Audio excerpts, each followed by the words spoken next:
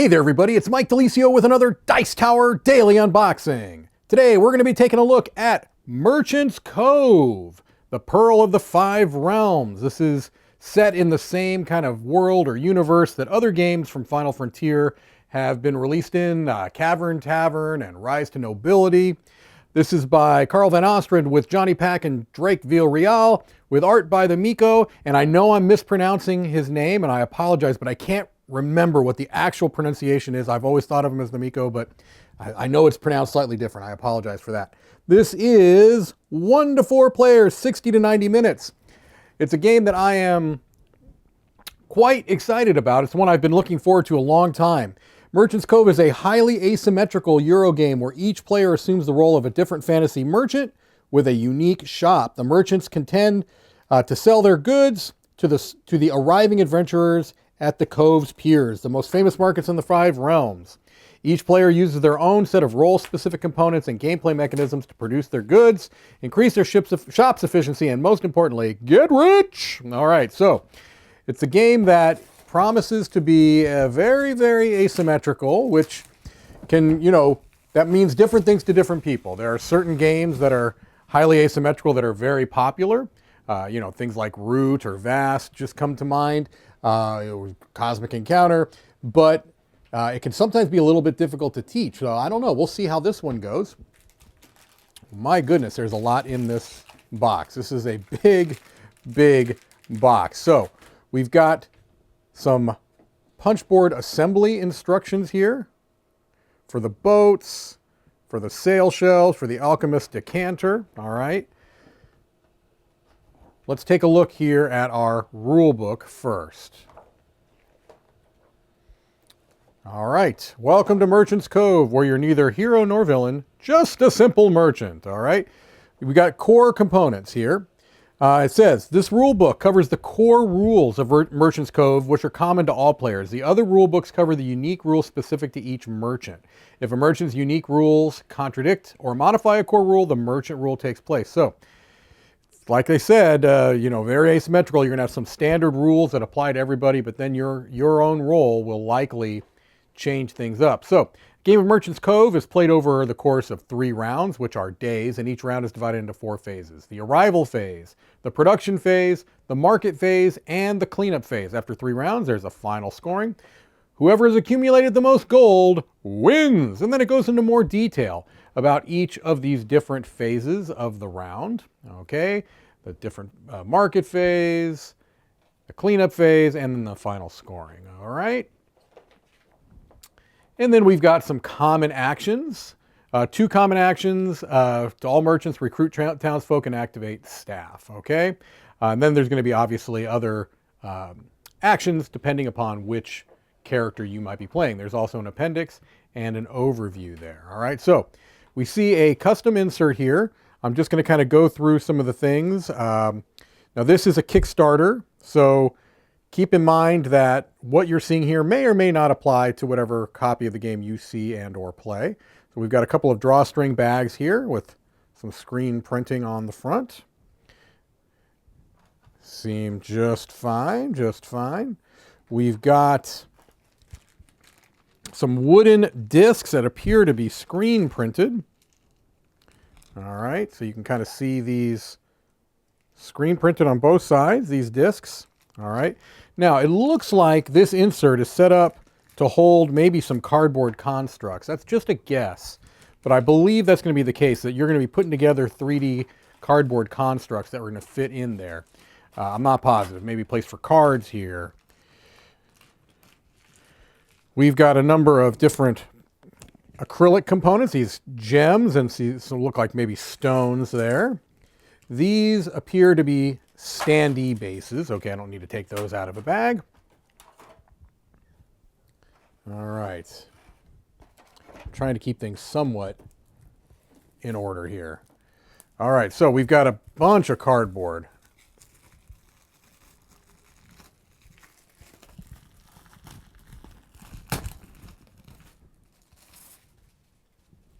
All right, so I'm just going to show you these because these all have to be put together. But looks like fine quality cardboard. I don't know how they're going to hold up when they're put together. That's another whole story altogether. How well the everything is designed and engineered for cardboard construction, that the proof is in the pudding, so to speak. Once they're put together, we're going to find out whether they will hold up to repeated use.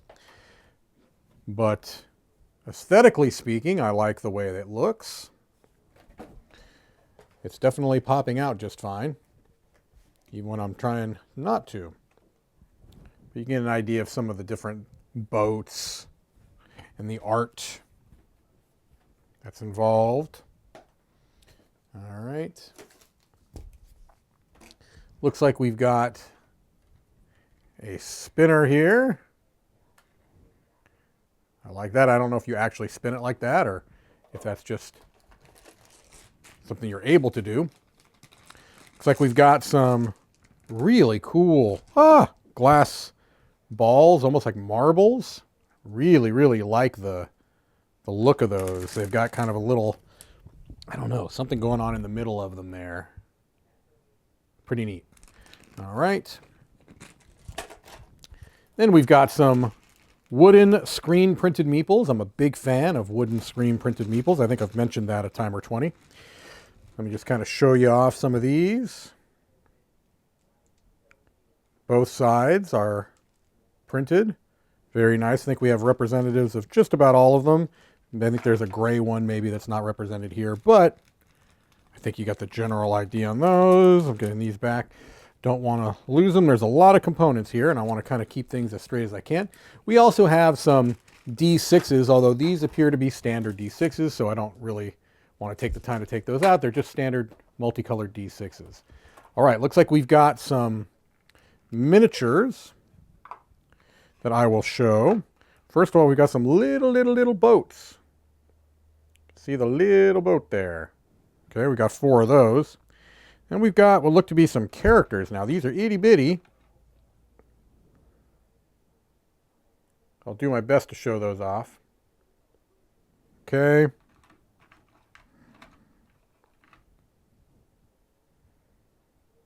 There we go.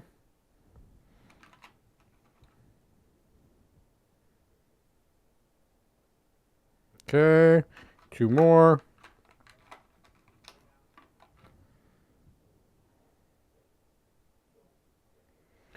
And what I'm showing you here is just the core box. There are a number of other boxes that came with this core box that I'll save for separate videos, but we're seeing basically the core box here.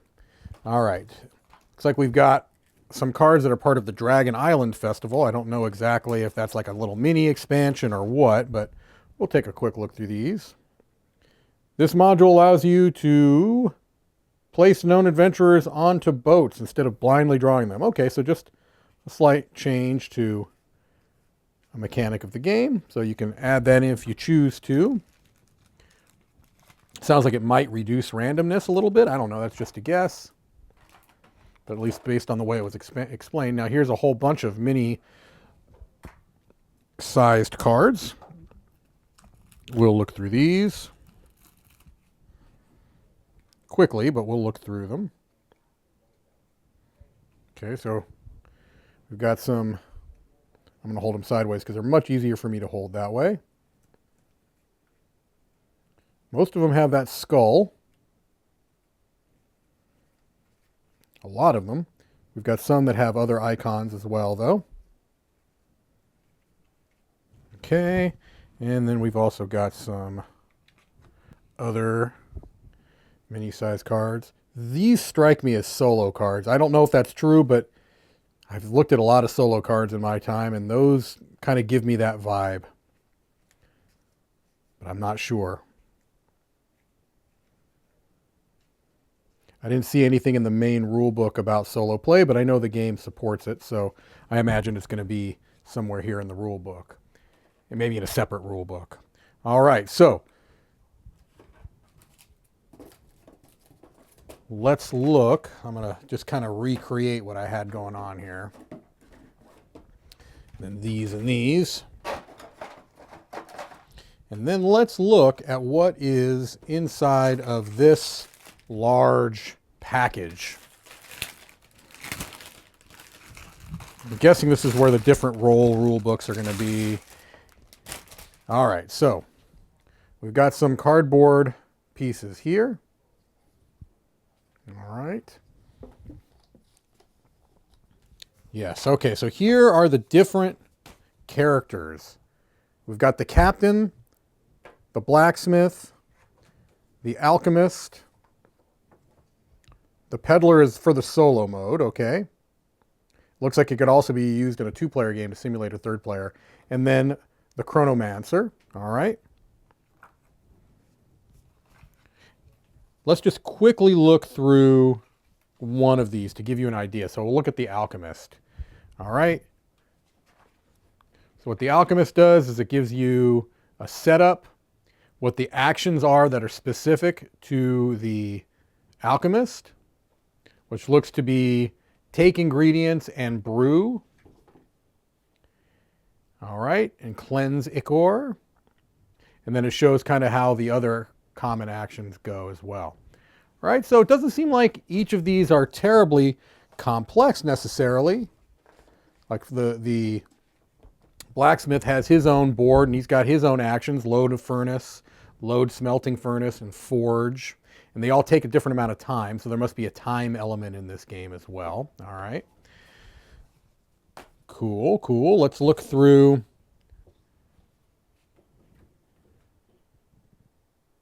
Oh, I think maybe this is showing you how to organize the box. I think this is. It's telling you where to put the pieces. Interesting. Aha, yes. Okay. I have not seen it done like this before. That's kind of nice, actually. I like that a lot. I always get annoyed when they don't tell me where I'm supposed to put things and you have a custom box. So yeah, I was right about the boats, those cardboard constructs. Okay, so that's nice. I like that a lot. Let's keep that kind of, sort of available there. Then we've got our, let me move this out of the way. We've got kind of our central board here.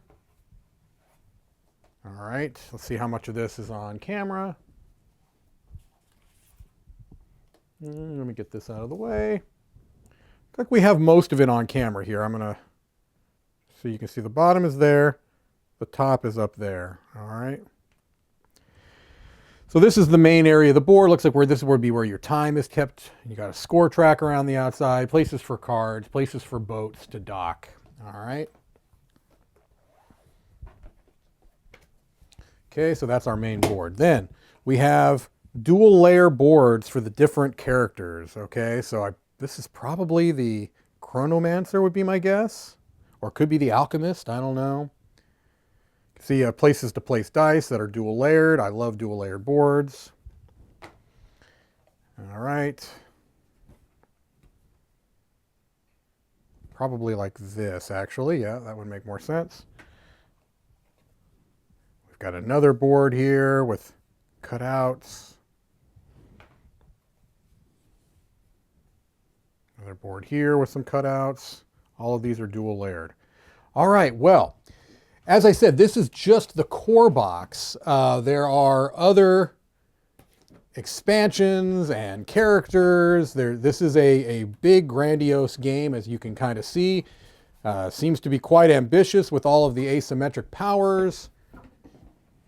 Remains to be seen how it's all going to play out. That is Merchant's Cove. Thank you for watching another Dice Tower Daily Unboxing.